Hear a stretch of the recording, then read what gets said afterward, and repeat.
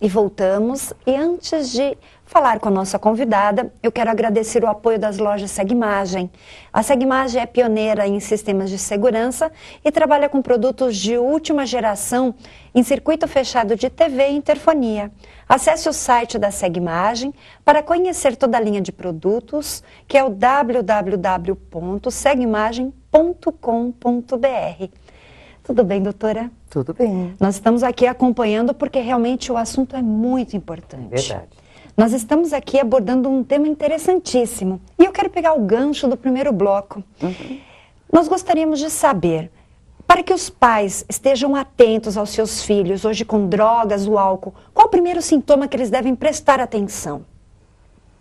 A mudança de comportamento do seu filho. E isso, a gente está sofrendo um problema muito grande em relação ao álcool, porque o álcool é aceito socialmente. Então, geralmente, os pais que veem o seu filho chegar em casa alcoolizado, ele acha o máximo, o filho cresceu. A gente mesmo, em casa, se chegar alguém, é de bom tom você oferecer um aperitivo. Então, a criança já vem desde pequeno, vendo isso na família dela. Meu pai só fica legal se ele tiver, não bêbado, mas se ele usar da bebida, não precisa estar alcoolizado. O que vem da cabeça da criança? A todo churrasco está todo mundo divertido, festa de aniversário está todo mundo se divertindo, porque existe o álcool. Sim. Então essa concepção já está vindo, e isso já vem de milênios, né? E hoje em dia, a droga está muito presente nas nossas famílias, na nossa sociedade. E, infelizmente, a mídia está se preocupando só em falar do crack. Mas, além do crack, a gente tem outras drogas tão ou piores do que o crack. A senhora pode, por favor, dizer para a gente? A gente começa com o álcool. O álcool é o mais lento para aparecer os sintomas. Ele demora 20 anos para aparecer algum sintoma, né? Mas, assim, sintomas físicos. E as perdas, tudo, ele demora muito. A maconha agora, a gente está num processo, nós estamos numa luta terrível, porque estão querendo legalizá-la, é verdade. E eu sou terminantemente contra, porque eu sei a destruição que faz numa família, e a gente está se movimentando quanto a isso atualmente, né? Se você entrar na enquete, tem 83% das pessoas a favor da legalização. Puxa. Isso é muito triste. Vão estar matando nossos filhos e vão estar matando nossas famílias. É fato. É. Cocaína. A cocaína. Essas são as drogas mais faladas. E os remédios? Isso que eu ia falar agora. Nós temos problemas sintéticos. Além da remédio para emagrecer, sim, calmantes. Nós temos muitos dentistas que se dopam com anestesia dentária. Muitos médicos que vão para o uso de drogas mesmo, de remédios, de calmantes, porque eles têm livre acesso. Então, a correria de um hospital, quer dizer, tudo vem da disfuncionalidade que a gente tem em educação, na sociedade, na cultura. Então, um médico que tem que trabalhar 20 horas por dia, ganhando uma mixaria, ele precisa ter alguma coisa que o motorista de caminhão... Claro, ouvimos falar muito de acidentes por causa disso. Exatamente. Sim. E fora os das baladinhas, né? Que é o êxtase, são as balinhas, eles têm algumas coisas e elas são... pode até ser que não tragam efeito, tá? Mas você tem que pagar para ver, porque muitas vezes ela vai trazer uma arritmia, aumenta a temperatura do corpo, uma taquicardia e a pessoa morre. Sim. Bem, dentro dos transtornos que a senhora estava colocando, o hipocondríaco também Veja, ele não toma remédio sem necessidade? Sim. Ele não faz isso mais vezes por dia e várias vezes? Então, ele tem uma compulsão. A depressão, porque a ansiedade é o oposto ou não necessariamente? Não, eu acho que é assim, a depressão é um estado de angústia gerado por algum fator. Sim. Então, por exemplo, nós temos dois casos, principalmente na dependência química. Existe o depressivo, que vai usar drogas para poder se sentir melhor, e existe o usuário de droga que, pelo uso da droga, se torna depressivo. Por culpa, vergonha, a hora que passa o barato que eles dizem, né? Puxa, por que eu fiz isso, né? E agora? Porque enquanto eles estão na ativa, no uso ativo da droga, eles não vão pensar em ninguém.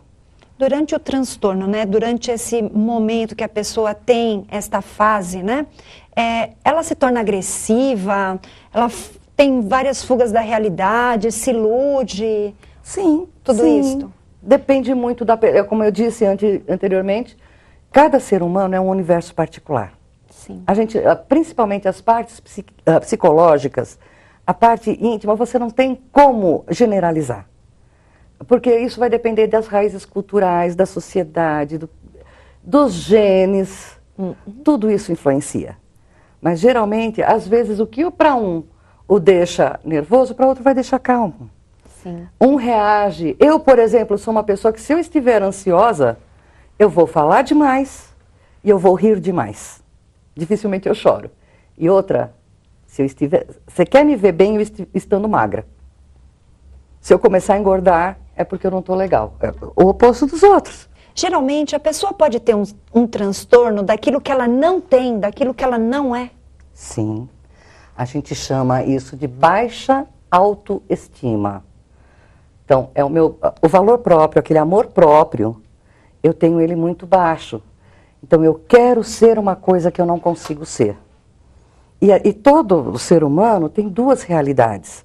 Ele tem a realidade virtual, que é aquele que ele imagina. Né? Então, quando eu crescer, eu vou ser famosa, eu vou ter dinheiro, eu vou ter isso, vou ter aquilo, muitas mulheres ou muitos maridos, sei lá. E existe a realidade real, que é aquela que ele tem que viver, e às vezes é muito difícil aceitar. Sim. Principalmente o adolescente. O adolescente tem, né, uma visão assim grande, né, aquele sonho enorme, hormônios a toda. Então é muito difícil, por exemplo, ele querer um tênis de marca e de repente falarem, agora não tem condições, vamos ter que esperar. Ou ele querer fazer uma viagem em volta ao mundo e ele só poder ir até o Rio Grande do Sul. Então isso é muito difícil de lidar. E é o que eu já tinha comentado, pais muito exigentes, pais muito rigorosos. Eles fabricam um ideal que não vai ser conseguido. Então a pessoa se frustra, começa a sofrer de baixa autoestima e aí ela vai para todo esse processo.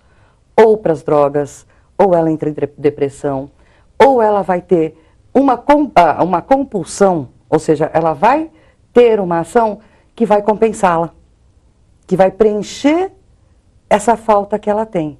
E geralmente, a única forma de preencher essa falta é com a espiritualidade. Muito interessante. Bem, mas isso é assunto para uma outra pauta, porque realmente conversar com a senhora é muito esclarecedor. Mas eu quero fazer uma pergunta. Como a pessoa buscar ajuda? Qual é o ponto que a pessoa deve procurá-la? Para que, né, de alguma forma, consiga estabelecer o seu equilíbrio novamente. Por favor, dê seus contatos e também passe essa mensagem para eles. O próprio compulsivo chega uma hora que ele não está contente com isso. Só que ele não tem como controlar. Ele quer parar com esses pensamentos ruins, ele quer parar de tomar essas ações mecânicas, mas ele não consegue sozinho. E, aliás, a gente não consegue fazer muitas mudanças sozinho. Com certeza. Então, aí é que ele tem que procurar um psicólogo, e aí, no caso, eu faço essa parte, né? E com a ajuda do terapeuta e geralmente de um psiquiatra que vai poder receitar uma medicação, é um trabalho conjunto, a gente consegue pelo menos descobrir a origem e estabilizar essa doença, mesmo que não haja uma cura, porque ela é sazonal.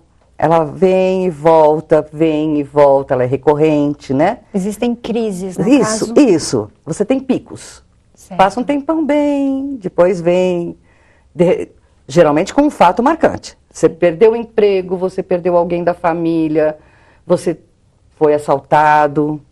A gente tem a síndrome do pânico por causa disso, né? De sequestros, de assaltos.